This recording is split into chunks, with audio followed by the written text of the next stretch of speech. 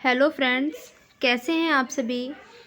आप सबका स्वागत है हमारे एजुकेशन स्टडी पॉइंट चैनल पर। यहाँ आपको डेली करंट अफेयर्स की क्लास दी जाती है, जिसमें आपके जो सरकारी परीक्षाएं जैसे आपका एसटेट, यूपीएसआई, लेखपाल, यूपी कांस्टेबल्स से जितनी भी आपकी सरकारी परीक्षाएं होनी हैं, उनसे रिलेटेड यहाँ फैक्ट टू फैक्ट आपको जीके और जीएस की क्लास आपको डेली अपडेट कराई जाएगी।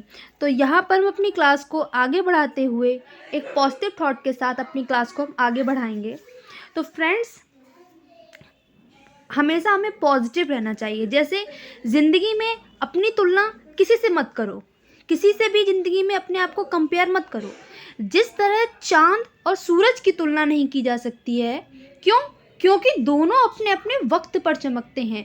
सूरज का वक्त अगर दिन में है तो चांद का वक्त रात में होता है। इसलिए जिस तरीके से सूरज और चांद की तुलना नहीं की जा सकती है, उसी तरीके से आप भी अपनी तुलना किसी से मत कीजिए। समय आने पर आप भी वैसे ही चमकेंगे जैसे अपने अपने समय पर सूरज और चांद चमकते हैं। तो इसी के साथ फ्रेंड्स, हम अपने प्रश्नों की श्रृंखला की तरफ चढ़ते हैं और हमारा आज का जो पहला प्रश्न है, हम उसकी तरफ बढ़ते हैं। तो हमारा पहला प्रश्न है, आप देख रहे हैं, आपकी स्क्रीन पर है, भारत का पहला मत्स्य पालन हब कहाँ स्थापित किया जा रहा है। ठीक है, मत्स्य पालन यानी कि मछली पालन। ठीक है, तो ये जो मत्स्य पालन हब है भारत का सबसे पहला, ये कहाँ पर मतलब इसकी शुरुआत हो रही है। तो क्या इसका आंसर गोवा है, या इसका आंसर मध्य प्रदेश है, या इसका आंसर सूरत है, या इसका आंसर राजस्थान है। तो फ्रेंड्स, आपको मैं यहाँ इसका आंसर बता देती हूँ कि बेसिकली इस प्रश्न का उत्तर क्या है। और इस प्रश्न का उत्तर, जैसा कि आप देख रहे हैं, इस प्रश्न का उचित उत्तर आपका है गोवा। गोवा इस प्रश्न का राइट आंसर होगा। इसी के साथ अपने प्रश्नों को आगे की तरफ बढ़ाते हैं। यहाँ हमारा अगला क्वेश्चन है, भारत की पहली कृषि आधारित, आगे देखते हैं, भारत की पहली कृषि आधारित सौर ऊर्जा परियोजना कहाँ शुरू की गई। जो भारत की पहली कृषि आधारित सौर ऊर्जा परियोजना है, इसकी शुरुआत कहाँ हुई है। तो इसका आंसर जो है फ्रेंड्स, आप लगाएंगे ऑप्शन बी, यानी कि राजस्थान। अब राजस्थान की कैपिटल क्या है? राजस्थान की कैपिटल है जयपुर, और जयपुर को हम पिंक सिटी के नाम से भी जानते हैं। ठीक है, अब आप मुझे बताएंगे कि ब्लू सिटी किसे कहते हैं। ठीक है, और ये आप कमेंट बॉक्स में मुझे कमेंट करके बताएंगे कि ब्लू सिटी किसे कहते हैं। ठीक है, आगे बढ़ते हैं हम अपने प्रश्नों की श्रृंखला में। यहाँ हमारा जो प्रश्न है, भारत का पहला बुद्धिस्ट थीम पार्क कहाँ बनाए जाने की घोषणा की गई है। तो ये जो पार्क है, इसका उचित उत्तर है सांची, मध्य प्रदेश। इसका बिल्कुल राइट आंसर है। मध्य प्रदेश का एक गांव है सांची, वहाँ पर बुद्धिस्ट थीम पार्क बनाए जाने की घोषणा की गई है। ठीक है, आइए मध्य प्रदेश से रिलेटेड कुछ फैक्ट जान लेते हैं। तो मध्य प्रदेश की जो कैपिटल है वो है आपकी भोपाल। ठीक है, भोपाल है। और मैं आपको बता दूं, इसी में मध्य प्रदेश को जो है वो भारत का हार्ट भी कहा जाता है। ठीक है, और इसी के साथ मध्य प्रदेश से रिलेटेड कुछ और पॉइंट हैं जो मैं आपको बता देना चाहती हूँ। भोपाल को झीलों का शहर कहते हैं। ठीक है, और अभी हाल ही में मध्य प्रदेश का एक शहर है इंदौर। यहाँ पर इसको वाटर प्लस शहर घोषित किया गया है इंदौर को, और इंदौर 4 बार स्वच्छता के लिस्ट में नंबर 1 पे रहा है। इसी के साथ हम अपने प्रश्नों की श्रृंखला को आगे बढ़ाते हैं। अगला प्रश्न हमारा यहाँ पर है, जैसा कि आप देख रहे हैं, अगला प्रश्न हमारा है, कौन सा आग्नेय चट्टान का उदाहरण है। तो यहाँ पर जो इसका राइट आंसर होगा वो हमारा होगा बेसाल्ट। आइए इससे रिलेटेड कुछ हम फैक्ट जानते हैं। जो आग्नेय चट्टान है, आग्नेय चट्टान इनका जो निर्माण होता है, इनका निर्माण ज्वालामुखी से निकलने वाले लावा के जमाव से होता है। अगर आपसे कोई पूछे कि आग्नेय चट्टान का निर्माण कैसे होता है, तो आप बताइएगा कि ज्वालामुखी से निकलने वाले लावा के जमाव से होता है। इन चट्टानों में खनिज पदार्थों की अधिकता ज़्यादा होती है और इस चट्टान के जो उदाहरण हैं वो हैं आपके ग्रेनाइट, बेसाल्ट भी है, बेसाल्ट, और भी मैं आपको एग्जांपल बता देती हूँ, ठीक है। और एक और है पैग्मेटाइट, ठीक है, पैग्मेटाइट। यहाँ पर जो आपसे एक उदाहरण पूछा गया था वो हमें मिल गया बेसाल्ट, क्योंकि ये है नहीं, स्लेट है नहीं, चूना पत्थर है नहीं, ग्रेफाइट है नहीं, तो हमारा बेसाल्ट मिल गया हमें, ठीक है। ग्रेनाइट भी आग्नेय चट्टान का ही उदाहरण है और पैग्मेटाइट भी आग्नेय चट्टान का ही एग्जाम्पल है। और आग्नेय चट्टान का जो निर्माण है वो ज्वालामुखी से निकलने वाले लावा के जमाव होने से होता है। चले अगले क्वेश्चंस की तरफ बढ़ते हैं। आइए फ्रेंड्स, तो यहाँ हम देखते हैं पृथ्वी की पपड़ी में सबसे ज़्यादा पाया जाने वाला जो धातु है वो कौन सा है। पपड़ी मतलब अपर पार्ट में। तो सबसे पहले मैं आपको बता दूं इससे रिलेटेड कुछ फैक्ट। जो हमारी अर्थ है, ठीक है, अर्थ, लैंड में ज़मीन, भूमि, इसको हमने 3 पार्टों में डिवाइड किया है। फर्स्ट है इसका क्रस्ट, CRUST, जिसे हम भूपर्पटी भी कहते हैं, ठीक है, भूपर्पटी भी इसको बोलते हैं। सेकेंड है, इसको हम बोलते हैं मेंटल, ठीक है।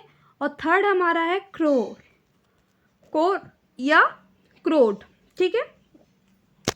अब हम आगे बात कर लेते हैं इसके उत्तर के बारे में। तो इसका सही आंसर एल्युमिनियम है। आइए बात करते हैं भूपर्पटी का जो निर्माण है वो किससे होता है। तो भूपर्पटी का जो निर्माण है वो होता है सिलिका और एल्युमिनियम से, यानी कि SiCl से, Al से। और इसीलिए इस परत को हम लोग सियाल भी बोलते हैं। क्या बोलते हैं? सियाल। अगला हम देखते हैं इसी में, जबकि जो हमारी मेंटल है, मेंटल का निर्माण जो है वो सिलिका प्लस मैग्नीशियम से होता है, मैग्नीशियम, ठीक है। सिलिका और मैग्नीशियम से हमारी कौन सी जो है परत का निर्माण होगा, वो है मेंटल, ठीक है, मेंटल, ठीक है। और इस परत को हम लोग सीमा भी कहते हैं। इस परत को हम लोग कहते हैं शॉर्ट में सीमा, ठीक है। सीमा कहिए या सीमा कहिए, ठीक है, आप कुछ भी बोल सकते हैं। अगला इसी का है क्रोड जो है उसका निर्माण होता है निकल और लोहा से, यानी कि आयरन से, ठीक है। और आयरन को केमिस्ट्री में हम लोग Fe से डिनोट करते हैं, तो इसको बोलते हैं हम लोग निफे, ठीक है, थर्ड वाली को निफे। तो ये 3 हमारी लेयर्स हो जाती हैं, सियाल, ठीक है, और सीमा और निफे, ठीक है। यानी कि सिंबल्स में रख देती हूँ SiAl और यहाँ पे इसका हो जाता है SiMg या Ma आप कह सकते हो, और इसका आप NiFe लिख सकते हैं, ठीक है, ये है। और इसका जो उचित उत्तर था वो मैंने आपको बता दिया था, एल्युमिनियम है, ठीक है। आइए इसी के साथ हम अपने प्रश्नों की श्रृंखला को आगे बढ़ाते हैं। और अगला प्रश्न हमारा है, निम्न नदियों में से कौन सी नदी बंगाल की खाड़ी में गिरती है। तो यहाँ जो आपका उत्तर होगा सही वो होगा स्वर्ण रेखा। स्वर्ण रेखा, या इसको सुवर्ण रेखा बोले या इसे स्वर्ण रेखा नदी बोले, ये बंगाल की खाड़ी में गिरती है और यह भारत के झारखंड राज्य में बहने वाली एक पहाड़ी नदी है। किस राज्य में बहने वाली? झारखंड। इसी के साथ झारखंड की कैपिटल क्या होती है आप मुझे कमेंट बॉक्स में बताएंगे, ठीक है, ठीक है। और मैं आपको बता दूं, ठीक है, पहाड़ी नदी है झारखंड की, वैसे कैपिटल मैं आपको यही बता देती हूँ, इसकी कैपिटल होती है रांची, ठीक है। और ये रांची नगर से 16 किलोमीटर दक्षिण पश्चिम में स्थित नगड़ी गांव में रानी चुआ नामक स्थान से निकलती है तथा बलेश्वर नामक स्थान पर बंगाल की खाड़ी में गिरती है। और इसी के साथ मैं बता दूं आपको, ये ताप्ती, नर्मदा और सिंधु, ये तीनों नदियां आपकी अरब सागर में गिरती हैं। ठीक है, ये अरब सागर में गिरती हैं और ये आपकी बंगाल की खाड़ी में गिरती है। और हमसे जो क्वेश्चन में पूछा गया है बंगाल की खाड़ी में गिरने वाली, वो हम स्वर्ण रेखा यहाँ पर आपका सही आंसर देंगे। प्रश्न में हम अगले की तरफ बढ़ते हैं और अगला प्रश्न हमारा है कि भारत में पूर्व से पश्चिम की ओर बहने वाली लंबी नदी कौन सी है? सबसे लंबी नदी जो पूर्व से पश्चिम की ओर बहती है वो हमारी नर्मदा है। भारत में पूर्व से पश्चिम की ओर बहने वाली जो नदी है वो नर्मदा है और इसकी जो लंबाई है वो 12 किलोमीटर है, मतलब कि 1312 किलोमीटर है। यह नदी जो है रिफ्ट रिवर का भी उदाहरण है। और इसी के साथ मैं आपको लूनी नदी की लंबाई बता दूं, ये 320 किलोमीटर है।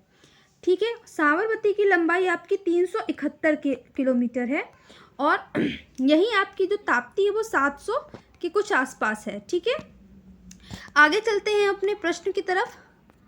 अगला प्रश्न हमारा यहाँ पर है कि भारत का पहला मानव अंतरिक्ष मिशन क्या था? तो ये था आपका गगनयान। ठीक है, गगनयान इसका बिल्कुल सही उत्तर होगा। चलें प्रश्न की तरफ बढ़ते हैं। वीडियो को ज़्यादा लंबा नहीं करेंगे, जितना पढ़ेंगे फैक्टफुल और अच्छा पढ़ेंगे। भारत का पहला टीबी मुक्त केंद्र शासित प्रदेश कौन बना? तो ये हाल में ही 2021 अप्रैल में इसकी घोषणा हो गई थी।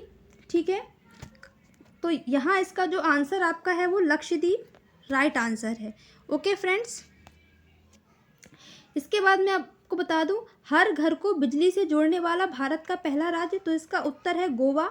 और गोवा की राजधानी है, कैपिटल जो है वो पणजी होती है। ठीक है, वीडियो को लाइक ज़रूर करें और शेयर करें। Thanks for watching.